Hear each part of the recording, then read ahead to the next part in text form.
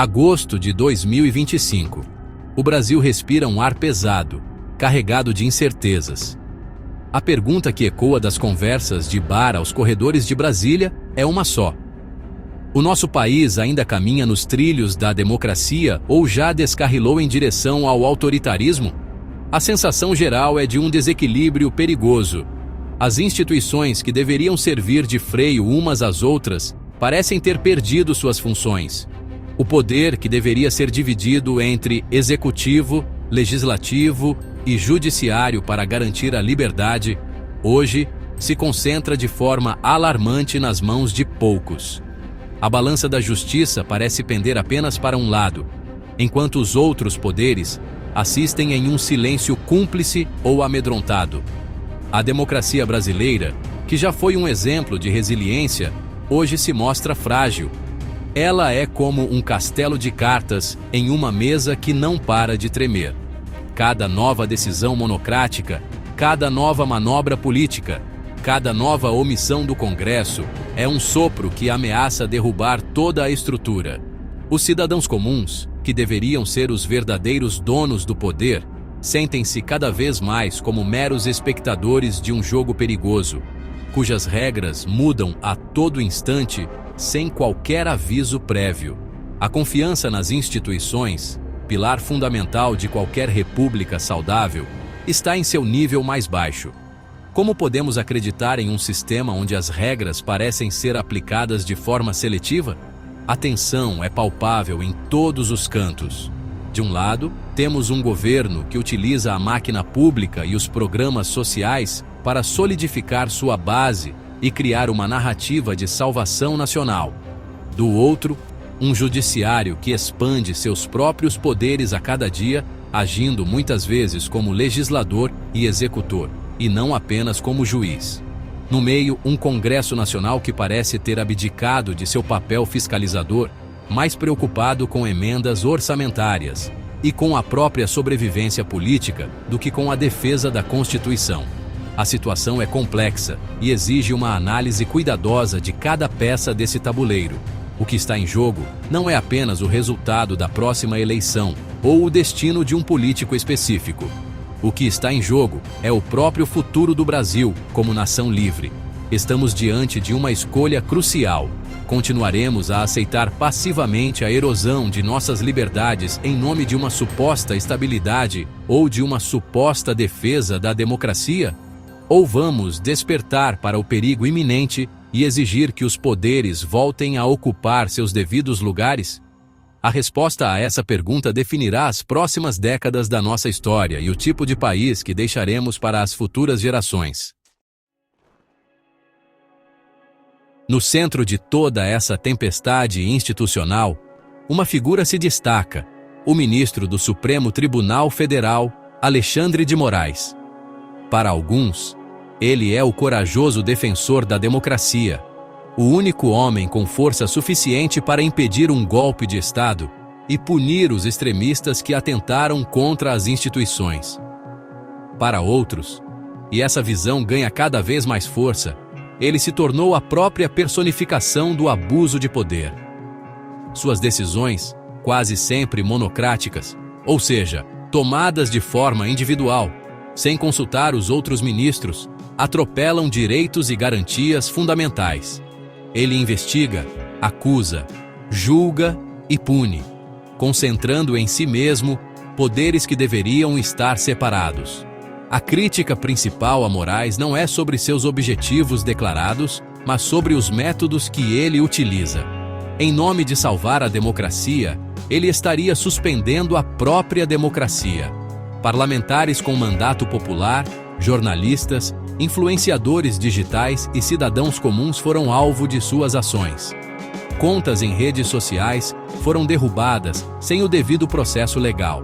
Prisões foram decretadas com base em interpretações elásticas da lei, e o sigilo de comunicações foi quebrado de forma arbitrária. A recente ordem de prisão domiciliar do ex-presidente Jair Bolsonaro, em agosto de 2025, é apenas o capítulo mais recente de uma longa série de atos que geram controvérsia e medo. Muitos juristas alertam que o ministro se tornou o juiz de suas próprias causas. Um fenômeno perigoso em qualquer Estado de direito. Ele preside inquéritos que ele mesmo instaurou, investigando crimes como atos antidemocráticos, uma definição tão vaga que pode incluir praticamente qualquer tipo de crítica ao poder estabelecido. Quando ele ou o próprio STF são as vítimas dos supostos crimes, ele mesmo conduz as investigações e julga os acusados. Isso elimina a imparcialidade, que é a base de qualquer sistema de justiça. Como um réu pode ter um julgamento justo quando o acusador e o julgador são a mesma pessoa? A questão que fica no ar é se os fins justificam os meios. Para defender a democracia, é aceitável usar ferramentas autoritárias? Ao combater supostos inimigos da Constituição, o ministro não estaria ele mesmo se colocando acima dela? A concentração de poder nas mãos de um único juiz, por mais bem intencionado que ele possa parecer para seus apoiadores, cria um precedente perigoso. Se hoje as vítimas são seus adversários políticos, amanhã podem ser quaisquer outros cidadãos que ousem discordar do poder. A história nos ensina que o poder sem limites, mesmo quando exercido em nome do bem, tende a se corromper. Enquanto o judiciário expande sua influência, o poder executivo, sob o comando do presidente Lula, joga seu próprio jogo estratégico. A principal ferramenta de Lula não é a força, mas a dependência. Os programas sociais, como o Bolsa Família, são apresentados ao público como atos de pura generosidade e justiça social. No entanto, para muitos analistas, eles funcionam como um poderoso instrumento de controle político.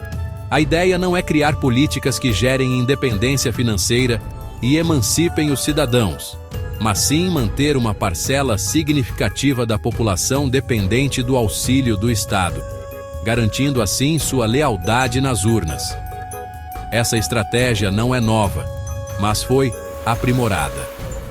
O governo cria uma narrativa onde ele é o único protetor dos pobres, e qualquer oposição é pintada como uma ameaça que quer acabar com os benefícios e deixar o povo passar fome. Essa retórica cria uma barreira quase intransponível para o diálogo racional. Não se discutem mais as políticas públicas em si, sua eficiência ou seu custo, mas apenas a intenção por trás delas. Quem critica o modelo é imediatamente rotulado como inimigo dos pobres. É uma forma eficaz de sufocar o debate e de manter o poder, transformando o voto em uma mera troca de favores. Além disso, o governo Lula adota uma postura de confronto calculada no cenário internacional. A recente escalada de tensões com os Estados Unidos, sob o governo de Donald Trump, que impôs pesadas tarifas aos produtos brasileiros, foi utilizada por Lula para fortalecer sua posição internamente. Ele se coloca como um defensor da soberania nacional contra a interferência imperialista. Essa narrativa de um inimigo externo serve para unir sua base, desviar a atenção dos problemas domésticos, como a economia estagnada e a crescente crise institucional, e justificar a aproximação com regimes autoritários como China e Rússia, sob o pretexto de criar um mundo multipolar. Politicamente, Lula age com pragmatismo. Ele defende publicamente a independência do judiciário, pois as ações de ministros como Alexandre de Moraes, ao neutralizarem seus principais adversários políticos, acabam por beneficiar seu governo. É uma relação de conveniência mútua. O Executivo não interfere nas ações do STF, e o STF, por sua vez, blinda o governo de investigações mais profundas e elimina obstáculos no caminho. Essa aliança tácita entre os dois poderes cria um bloco de poder quase inabalável, que deixa o legislativo e a sociedade civil com pouquíssimo espaço para manobra ou contestação. O equilíbrio de poder essencial para a democracia fica completamente comprometido. O problema do ativismo judicial não se resume apenas à figura de Alexandre de Moraes. A questão é institucional. O Supremo Tribunal Federal como um todo parece ter se transformado em uma casta protegida, imune a qualquer tipo de fiscalização externa. A Constituição prevê mecanismos para que os outros poderes possam controlar os abusos do Judiciário, como a possibilidade de impeachment de ministros pelo Senado. No entanto, na prática, esses mecanismos se tornaram letra morta. O STF se protege de forma corporativista, criando um círculo de impunidade que alimenta ainda mais a percepção de arrogância e de poder ilimitado. Quando um ministro do Supremo é acusado de alguma irregularidade, quem julga essa acusação? Geralmente seus próprios colegas. Pedidos de impeachment ou investigações contra os deuses do Olimpo são sistematicamente arquivados ou ignorados. Essa blindagem interna envia uma mensagem clara para o resto da sociedade e para os outros poderes: não nos toquem. Enquanto cidadãos comuns, empresários e políticos são alvos de investigações implacáveis por muito menos, os membros da mais alta corte do país parecem pairar acima da lei que eles mesmos deveriam proteger e aplicar de forma igualitária para todos. Essa falta de accountability, ou seja, a ausência de prestação de contas, é o que permite a escalada do ativismo judicial. Sem o temor de serem responsabilizados por suas decisões, os ministros se sentem à vontade para legislar sobre os mais variados temas, invadindo a competência do Congresso Nacional. Questões como a descriminalização de drogas, o aborto ou a definição de regras eleitorais, que deveriam ser amplamente debatidas pelos representantes eleitos do povo, acabam sendo decididas por um punhado de juízes não eleitos.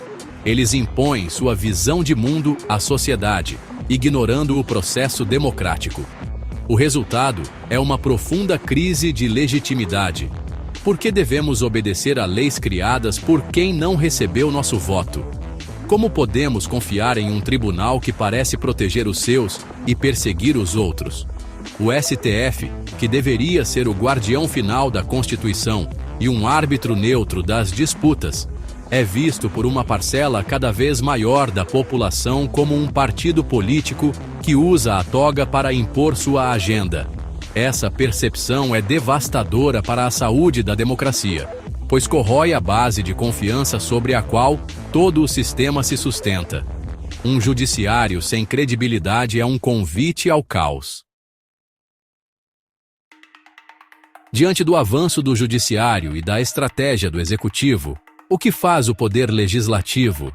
Infelizmente, a resposta é muito pouco.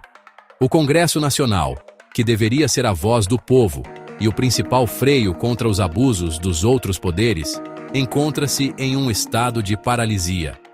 Os senadores e deputados, que teriam o poder de abrir processos de impeachment contra ministros do STF ou de aprovar leis que limitem o ativismo judicial, preferem o silêncio. Esse silêncio tem duas causas principais: o medo e o interesse. O medo de se tornarem o próximo alvo das investigações conduzidas pelo próprio Supremo. Muitos parlamentares possuem pendências na justiça ou temem que uma palavra fora do lugar possa resultar na abertura de um inquérito contra eles. A caneta de um ministro do STF tornou-se uma arma poderosa, capaz de encerrar carreiras políticas. Portanto, a autocensura prevalece. É mais seguro não criticar, não fiscalizar, não confrontar. Além do medo, há o interesse.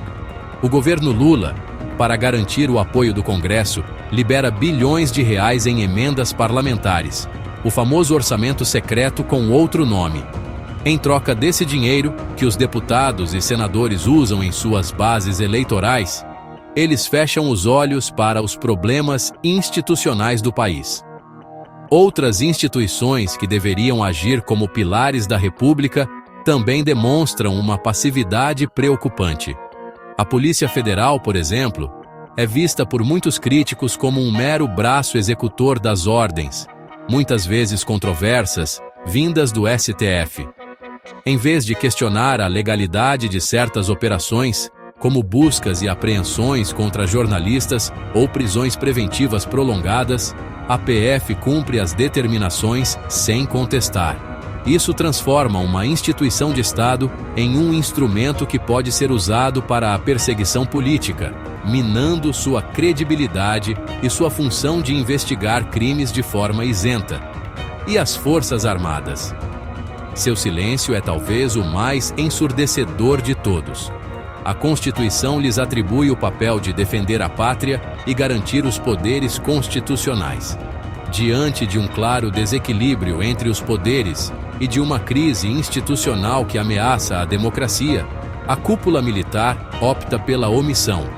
Essa postura é interpretada de várias formas.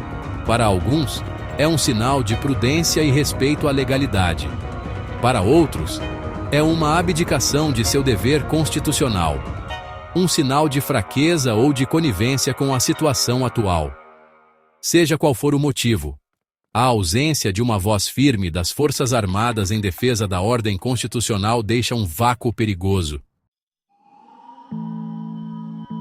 Para sustentar um regime de poder cada vez mais concentrado, é preciso criar uma narrativa que o justifique. O governo Lula e seus aliados na mídia e no judiciário têm sido hábeis em construir a figura de um inimigo. Internamente, o inimigo é o fascismo ou a extrema-direita, um rótulo aplicado a qualquer um que faça oposição ao governo. Externamente, o inimigo são os Estados Unidos, especialmente sob a liderança de Donald Trump. A recente imposição de tarifas e a ameaça de sanções por parte do Zeruara, em resposta à prisão domiciliar de Bolsonaro, caíram como uma luva para o governo brasileiro. Essa retórica anti-americana serve a múltiplos propósitos. Primeiro, cria um sentimento de união nacional contra uma suposta ameaça externa, fazendo com que as pessoas esqueçam os problemas internos. É a velha tática do pão e circo. Segundo, justifica a aproximação do Brasil com ditaduras como China, Rússia e outros membros dos BRICS, apresentando essa aliança como uma alternativa soberana à hegemonia americana. Terceiro, serve para desqualificar qualquer crítica interna, como sendo a serviço de interesses estrangeiros. Se você critica o STF ou o governo Lula, você não é um cidadão preocupado, mas um agente do imperialismo. Diante desse quadro complexo, 3 cenários principais se desenham para o futuro do Brasil. O primeiro é o da continuidade. Nesse cenário, Lula continua no poder, talvez elegendo um sucessor em 2026, e o STF, sob a liderança de figuras como Moraes, consolida ainda mais seu poder. O Brasil se tornaria uma espécie de democratura, um regime que mantém a aparência de democracia, com eleições, mas onde as liberdades civis são suprimidas e o poder real se concentra nas mãos de um pequeno grupo não eleito. A economia seguiria estagnada e o país se isolaria cada vez mais das democracias ocidentais. O segundo cenário é o de uma reação popular e política. Movimentos organizados da sociedade civil, agindo dentro da lei, poderiam ganhar força e pressionar o Congresso a reagir. Uma nova leva de políticos mais corajosos e comprometidos com a Constituição poderia ser eleita, com um mandato claro de promover reformas no judiciário e restaurar o equilíbrio entre os poderes. Seria um caminho difícil, longo e cheio de obstáculos, mas representaria a chance de o Brasil reencontrar seu caminho democrático por meios pacíficos e institucionais, através da conscientização e da mobilização popular. O terceiro cenário possível é o mais sombrio, uma crise institucional profunda. O acúmulo de abusos, a perseguição de opositores e a falta de canais para o descontentamento popular poderiam levar a uma ruptura. Isso poderia se manifestar de várias formas. Protestos em massa que saem do controle, uma desobediência civil generalizada ou até mesmo uma crise econômica e social de proporções catastróficas. É um cenário que ninguém deseja, pois o resultado seria o caos e a instabilidade, com consequências imprevisíveis e dolorosas para toda a população. Este é o precipício para o qual o país pode estar caminhando. Talvez o maior perigo que enfrentamos hoje seja a normalização do absurdo. Aos poucos, vamos nos acostumando com o que antes era inaceitável. uma decisão judicial que viola a lei é para defender a democracia. Um parlamentar censurado? Ele disseminou fake news. Um jornalista perseguido? Ele atacou as instituições. A cada novo abuso que aceitamos em silêncio, a linha do que é normal se desloca um pouco mais em direção ao autoritarismo. Começamos a aceitar a ideia de que, para ter segurança ou estabilidade, precisamos abrir mão de um pouco de liberdade. E é assim que as democracias morrem, não com um grande estrondo, mas com o som de aplausos para a própria servidão. A defesa da liberdade não é uma tarefa apenas para políticos, juízes ou generais. É um dever de cada cidadão. Começa com a conscientização. Precisamos buscar informações em fontes diversas, questionar as narrativas oficiais e pensar com a nossa própria cabeça. Começa com a coragem de expressar nossas opiniões, mesmo que elas sejam impopulares. Começa com a recusa em aceitar a violação dos direitos de qualquer pessoa, mesmo daquelas de quem não gostamos. A liberdade é indivisível. Se ela não vale para o nosso adversário, um dia não valerá para nós. O futuro do Brasil não está escrito em pedra. Ele está sendo moldado agora pelas nossas ações e omissões. A questão que cada um de nós deve se fazer é: que papel eu quero desempenhar neste momento histórico? Serei um espectador passivo enquanto minhas liberdades são corroídas? Ou serei um defensor ativo dos princípios que fizeram do Brasil uma nação livre? A apatia é o melhor amigo da tirania. A vigilância constante, a coragem cívica e o amor incondicional pela liberdade são as únicas armas que temos para garantir que o Brasil escolha o caminho da democracia e não o do autoritarismo. A escolha é nossa. A responsabilidade também.